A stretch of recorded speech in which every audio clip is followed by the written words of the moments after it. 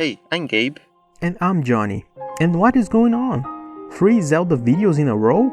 What is this, Zelda month? Are we copying PBG? Maybe? Well, we have no idea when Breath of the Wild 2 is gonna be released. But considering that it's a direct sequel, where they are going to reuse a lot of the same assets, I wouldn't be surprised if they revealed a release date soon. Maybe they could reveal it at the Game Awards, kinda like they did with the first game's second DLC pack, but I doubt it. But with the release date closing in, we decided it would be nice to talk about 10 things we would like the third installment of the Breath of the Wild series to have. And yes, it has been a while it has been announced, but hey, we didn't have the channel back then. So let's get started. This one is more of a quality of life thing than anything else. Personally, the breakable weapon system never really bothered me, but I know a lot of people hated it, and since I don't expect this mechanic to change, this is at least one thing they could add to make things a little bit more enjoyable. This is pretty straightforward. There are tons of recipes for you to cook in Breath of the Wild, and if you don't keep one of each in your pockets, and you don't even have enough space for them all, you have to either remember the exact ingredients to replicate that tasty looking meal you've already eaten, or write it down, so Link could write them all down automatically when learning or discovering a new recipe in a convenient recipe book, and that will probably become another collectible in the game, much like the Hyrule Compendium. Seriously, why didn't they add this in the first game? It seems so obvious. I mean, Genshin Impact has a recipe book of sorts, for crying out loud. With a few exceptions in Breath of the Wild, like the Tarrey Town construction and the unending Korok scattered throughout Hyrule, almost every non-story related quest was about gathering materials, food, or equipment, or maybe take a picture then give it to someone, or solving a very short puzzle to open a shrine. So not only would I like to see more, but longer and more interesting side quests. Maybe something similar to the questlines in Majora's Mask, where you get to actually know the characters and their emotions. Magic bracelet, fishing rod, hookshot or the double claw shot action, maybe even magical rings. Some of these could even be part of Link's new magical glowing hand. More ability granting masks would also be cool. And how long has it been since we had a magical instrument to carry around? Don't get me wrong, the Sheikah Slate was a very cool and clever addition to the series, but I miss Link's inventory being full of different items for you to use. And also that sense of progress when you finally get a specific item and you can solve a puzzle you've seen ages ago. Sure, it was great to see a Hinox again, and it feels amazing to defeat your first Lionel.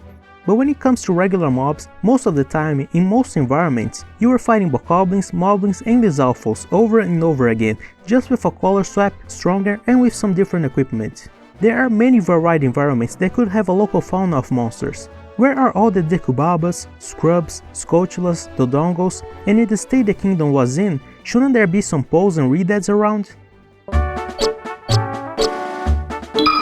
All that wishful thinking and speculation about a possible time travel for us to see what the realm looked like before the calamity will probably not happen now, since we've got the new Hyrule Warriors already showing the game's locations at that time. But moving forward from where Breath of the Wild ended, with the defeat of Calamity Ganon, the rebuilding of the kingdom should start. Remember when we bought a house about to be demolished in Hateno Village and kept paying for improvements? And that time we invited a bunch of people across the land to help build a new town from the ground up?